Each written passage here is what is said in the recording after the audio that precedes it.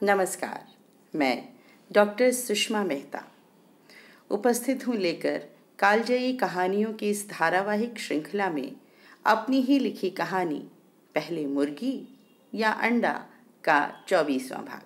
तो सुनिए कहानी। अगले दिन सुबह सुबह ही अनिंद्या के मम्मा पापा होटल जाने के लिए तैयार थे। उन्होंने अनिंद्या को भी जगा दिया था। यह देखकर जज साहब ने कहा, अरे भाई साहब, आप कहाँ चले? शाम को तो डिस्कशन होना है। पापा ने कहा, श्योर श्योर जज साहब, 3-3:30 बजे तक हम यहाँ पहुँच जाएंगे। आपके साथ ही तो बैठना है। मामा से आंटी बोली, तो यहीं रुकिए ना, अच्छा टाइम निकलेगा। मामा ने कहा, वो सारा लगेज होटल में ही छोड़ कर आए थे, कपड़े वपड़े तक वही हैं। अनिंद्या की तरफ इशारा करते हुए कहा, इसका भी कुछ सामान है, हम दोपहर तक ज़रूर आ जाएंगे। बड़ी मुश्किल से अंकल आंटी उन्हें होटल भेजने के लिए तैयार हुए। जज साहब ने ड्राइवर से उन्हें होटल छोड़ आने के लिए कहा। आखिर उन्हें होटल जज साहब की गाड़ी में ही आना पड़ा। जज साहब ने तो ड्राइवर को इंस्ट्रक्शन दी थी, उनसे टाइम पूछ लेना कि दोपहर में कब लेने आऊँ। पर अनिंद्या के पापा ने उसे कहा, आने की ज़रूरत नहीं, वे खुद ही पहुंच जाएंगे। आखिर थे तो अनिंद्या के लैंडलॉर्ड ही, क्यों बेकार किसी का एहसान लेना। एहसान लेने से व्यक्ति अंडर ऑब्लिगेशन हो जाता है, कहीं बंध जाता है, अनिंद्या के पापा का मानना था। आप लोग सरसिज को क्यों नहीं लाए? वह भी शिमला घूम जाता। अनिंद्या ने गद्देदार डार्क ग्रीन कलर के सोफे पर पसरते हुए पूछा। यहाँ तालाब नहीं है ना? पापा ने हंसते हुए कहा।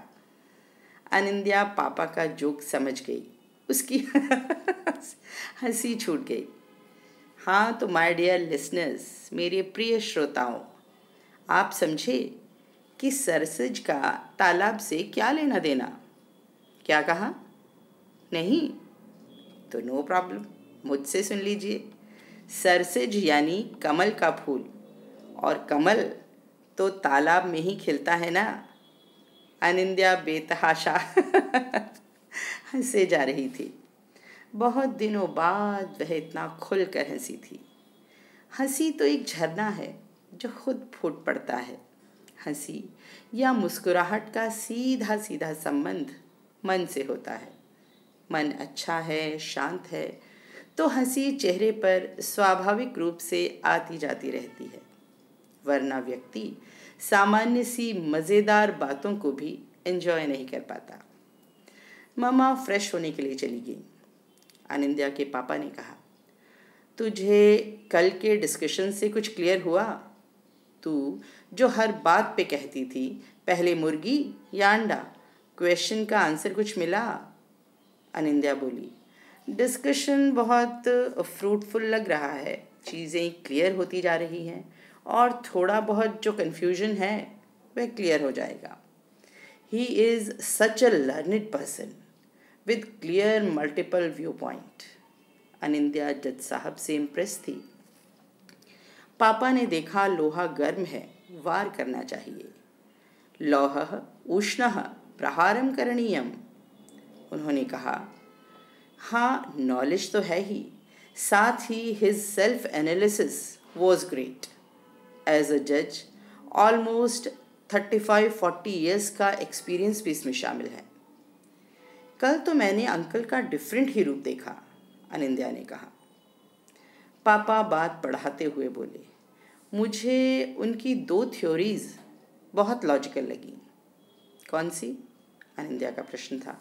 पापा बोले, एक मानस सृष्टि और दूसरी संयोग सृष्टि वाली। पहले मुर्गी फिर अंडा।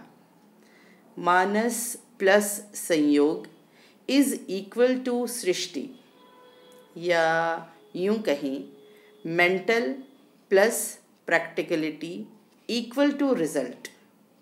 मीन्स? अनिंद्या ने पूछा। मीन्स जैसे हंसी, पापा ने कहा। हंसी? अनिंद्या ने पूछा। पापा बोले, नाट्य शास्त्र कहता है कि सभी रस मनुष्य के मन में भाव की तरह रहते हैं। हास्य रस भी, यानी लाफ्टर भी, सबके मन में रहता है, भाव की तरह, फीलिंग की तरह। जब वह मन की लाफ्टर फीलिंग किसी व्यावहारिकता यानी प्रैक्टिकलिटी से जुड़ जाती है, जैसे poetry, stand up comedy, drama, skit, film किसी से भी जुड़ जाती है, तो रिजल्ट होता है लाफ्टर। हंसी आ ही जाती है। अनिंद्या समझने की कोशिश कर रही थी और पापा बोलते जा रहे थे।